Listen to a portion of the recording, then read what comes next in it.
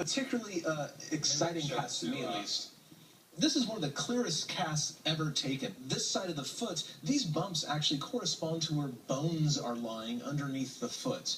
Now, it turns out that the ankle bone in the Sasquatch is actually shoved further forward on the foot, which would be a necessary biomechanical redesign of the foot structure in order to carry a heavier mass, like a Sasquatch. And there's actually more features. Like if you look down this cast, no. Okay. If you look down this cast, do you see that? Yeah. There's a concavity to the outside edge of the foot. Right. What that is that when you have a fat pad on the bottom of your foot, that's about a ½ an inch thick. You don't know I have a fat pad. Well, I know you've been working out, so I know it's only a ½ an inch thick. Right. Sasquatches mean here. Right?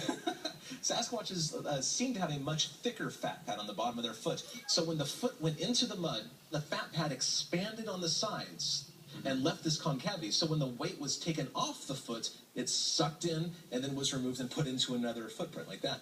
It had to be a moving. It had to be a living, malleable foot because right, not just I made wooden stompers. Yes, and adorned that. The next print, the right print, was somewhere in here. Okay, Carl Lewis, let's see how far you can jump. No. Once again, fail. This is a human print for comparison, and as you can see, superficially they look the same, but there's some subtle details in here. First of all, there's an arch right here. Sasquatches don't have an arch. They actually have retained flexibility about the mid part of the foot. The human foot also has a very subtle telltale sign of being human, which is the pinky toe. The pinky toe up here in humans curls inwards, which is a function of wearing shoes all of your life. But here, clearly in the Sasquatch foot, it is free.